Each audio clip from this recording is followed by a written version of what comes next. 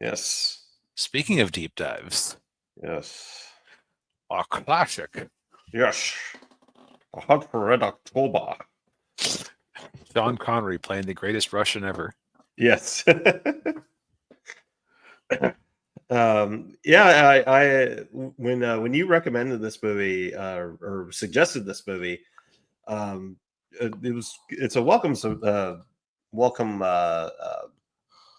recommend or welcome suggestion because it's been a while since I watched this movie, and I remember enjoying it every time I watched it, and still enjoyed it. Yeah, and I had never seen it before. I'll admit, I didn't even know that this was a Tom Clancy / Jack Ryan story. Yeah, yeah. Excuse me. I didn't know it for a while either until I think when I was a little kid. When I think I remember seeing clips of it on TV, and my parents are like, "Oh yeah, this is a Jack Ryan movie," and I'm like, "Oh okay," like because Alec Baldwin plays Jack Ryan, and Hmm. in the Jack Ryan movies I had previously seen, he was played by Harrison Ford, so that's why I was a little Mm. confused. Right, with Um, Alec Baldwin covers him in this one. yeah, yeah. And hey Anna, good to see you. Hello, hello. Yeah. Oh, I guess X can now do comments. That's interesting. That's neat. Um, Does that show yeah, up on YouTube? I don't know. Um, Might as well but pull up the uh, stream. but yeah. So the Hunt for Red October, which follows the uh, what is Ramius, Captain Marco Ramius, played by Sean Connery. Um, he's the captain of the Soviet sub, the Red October, which is uh, a prototype or experimental sub, which has a silent propulsion drive, which makes it completely undetectable to sonar, and so it can't be picked up. And of course, it's got nukes in it. Yes. And let's see here. You know what? This is a 35-year-old movie. Yeah, We can get to some spoilers. yeah, And this we're gonna yeah, this is all stuff that was early on in the movie too. yeah. Basically, Marco has realized that this sub is it is a war starter Hmm. because okay, so it is a submarine that can operate silently. It does have propellers on it too, but you can shut those off and switch to the silent propulsion system. Hmm. It has a whole payload of nuclear missiles. So this thing can just slip through the Atlantic net, park itself next to Washington, D.C. and New York, and just let fly. With an early warning would have like, what, I think they're saying like 5 minutes, 2 minutes, something crazy low like that to respond. Yeah, Um, and so he basically realized this thing is a sucker punch. Like this is not a deterrent. yeah. And so uh and as he makes his way in the Atlantic, and Well, he basically assembles a crew of all the officers are personally loyal to him because this is a guy who yeah, basically trained the entire Soviet Navy of his era. right, yeah, and yeah, he gets a bunch of officers who are loyal to him, and uh decides to defect to America. Yep. And the only person who in America who actually believes he's trying to defect is Jack Ryan, because Ryan knows basically all he needs to know, or knows all about Ramius. He knows, like his tactics. He knows his personality. He also knows about the fact that he's doing all of this on the 23rd of October, which was the 1 year anniversary of his wife's passing. Um, Right. The guy is basically he's an intel analyst, which I guess is his role in the other movies? Question mark. yes, yeah. Eh, Yeah, it's kind of a yeah, that's kind of a running trope in all the in every like Jack Ryan iteration, that he's just an analyst, but then he goes off and does all this action stuff. It's like oh, okay. Right. In this case, it's because he can't get anybody to believe him that no, he's actually trying to defect. Stop trying to kill him. Yeah, and so it all kind of culminates with Ryan eventually getting on board a U.S. sub, the USS Dallas, which is tracking the Red October. And because then they get orders that because there was a political officer, so like all the subs and everything, they have a political officer that's basically basically every Russian or every Soviet military unit had a political commissar who wasn't a fighter. His whole job was to make sure that everybody was being loyal. Right. Yeah. But Ramius kills the political officer and claims and says, "Oh, he slipped on his tea." Yeah, because he's definitely not being loyal. Right. Yeah. And so I'd say that there's kind of three main movies here. The best part of the movie, of course, is every moment that Sean Connery is on the screen with him, with him and his men. Sam Neill also does a good take as his second in command. Yeah, and you also have Tim Curry, who plays the doctor on the ship. Okay. Spoiler alert. Spoiler alert. Like I said, we're not. If you just want a recommendation, go watch it. It's on Paramount Plus. Great movie. You'll have a fun time. Yes. There was a plot point fairly early on where the sub did have some sabotage happen. Yeah. And can I tell you how astounded I am that they cast Tim Curry to be on the crew and he was not the saboteur / traitor. Yeah. Yeah, of all the people you would think it would be him, but yeah. Nope, totally innocent. No. Yeah. What's so funny about that is that I don't know. I mean, basically, at least to me, Tim Curry is the voice of every cartoon villain growing up that I watched. Like I looked up his IMDb. Yeah, that guy had a series of like a long career as a cartoon villain from the 80s to the 2010s. Yeah. I think he's been slowed down a bit by illness, unfortunately. Yeah. In the 80s, I think he played Judas and the serpent in some Bible show, according to IMDb. Oh, so it's like the dude just has the perfect voice for evil. So like, okay, yeah, and he's the doctor, so he isn't even part of the regular military command, so he wouldn't be one of the people that that Captain or that Admiral Ramius would have hand selected. So he's the perfect candidate. Nope, totally innocent. Yeah. Well, to quote another movie he was in, he's a red herring. Yep. Second movie, which I think was second best. I was still enjoying it.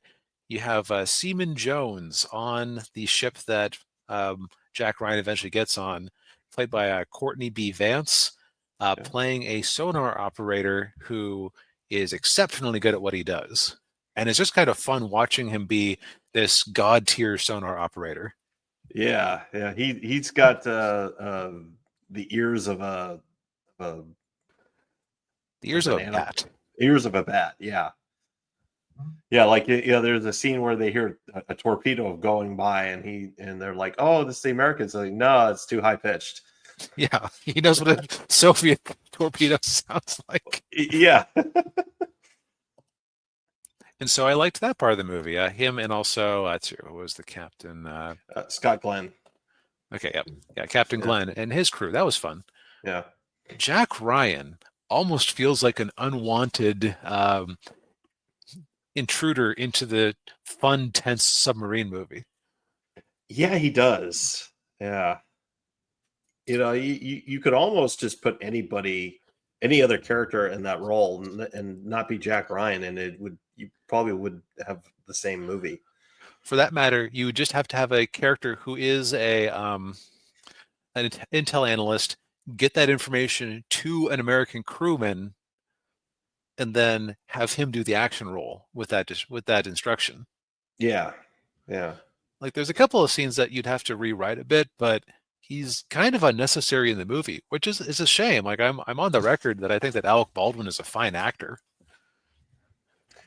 Yeah, he's a good actor. Although in real life he's a jerk, but Yeah. Well, separate the art and the artist. Yeah, that's true. But now Daniel, you were telling me something kind of funny about him playing Jack Ryan for just the one movie. Yeah. So Tom Clancy, who of course the author of the novel that the movie is based on, that's who Alec Baldwin is, who Clancy preferred playing Jack Ryan. And for whatever reason, Baldwin didn't go back to play the character in the subsequent movies, so they got Harrison Ford. And Tom Clancy did not like Harrison Ford's portrayal of Jack Ryan at all. And I'm not having seen those movies, I can't comment. But I don't know, just the character as portrayed by Baldwin here just wasn't compelling to me for whatever reason. Yeah. Yeah. In fact, even like the last fight scene where he and of course, Sean Connery just devours the screen every time he's on it, just with his sheer presence. Oh yeah, yeah. I think it is a case of like when you have a character who is on an arc like Ramius compared to Ryan, who is a classic static protagonist. Like he's not on some sort of great character arc. He is the guy who knows the things. Yeah. Who knows what's going on and can pull out in the clutch. But it almost felt like he took over, like he just shoved Ramius aside during the last action sequence. Like, I guess it makes sense that he's an old man, so he wouldn't be the one to finish this gunfight, but still, just Yeah, yeah. Yeah. But yeah. The other thing I wanted to say is that watching this after we watched the 13th Warrior last year, they had very much the same flavor, and I think it's because I've never read another Tom Clancy, or I've never read a Tom Clancy book, but Clancy and Michael Crichton, to my mind, kind of fit in the same sort of niche as, hey, we're action books written with a male audience in mind, and we're just super deep into some sort of nerdy topic. It's just that where Michael Crichton would pick genetic engineering, more genetic engineering, Beowulf, like time all travel, those types of things. Yeah, time travel. Yeah. He would pick science fiction nerdiness. Yeah, well, I did see once a faked somebody did a Photoshop fake cover for a Tom Clancy novel. I'm aroused by thoughts of men in uniform by Tom Clancy. Oh, man, it's harsh, but it's true. Yeah. But like he's very much into the crunchy military stuff, and it's very interesting to see the gear on these subs from like things are digital-ish, but it's still like it's they still have things like tape recorder and other analog technologies. Yeah, they're using paper maps. Yeah. Yep. So it is kind of cool just to watch from a gear perspective. Yeah. Yeah. Yeah. No, go ahead. No, I was just gonna say, yeah, you're right about Clancy. Like I've tried reading some of his books. He can get very technical with how describing a jet or a helicopter or a submarine. Which this movie actually does a very good job of making everything accessible. Yeah. Like there's a little bit of techno babble around the silent propulsion drive, but they do the smart thing, which is here's what it is. It means it can basically pull in water for its propulsion and run silently. Yeah. Of course, what occurred to me after watching some reporting about the current fighting overseas is that a late-made Soviet prototype sub. First off, it's astounding that they bothered to give it a backup methods of propulsion. But also, the least realistic thing in this movie is that it required sabotage for an experimental propulsion drive to run into problems on its maiden voyage. Yeah. Given the state of Soviet engineering at the time. Yeah. Yeah, this was definitely a one of those kind of Cold War era things that we thought that the Soviets were developing all of these just fantastical things, and in reality, they didn't have anything close to this. Well, so there's a incident where I believe it was a Soviet jet called the Hawkbat. Mhm. The Soviets reported what it was made of and what it could do, and the U.S. freaked out. And I believe we got the F-15 out of it, either the F-15 or the F-14. It's like, oh, we got to counter this thing. And then a Soviet defector landed a Hawkbat in Japan, and that got turned over to the Americans, who proceeded to take it apart and go, "Those lying sons of bitches."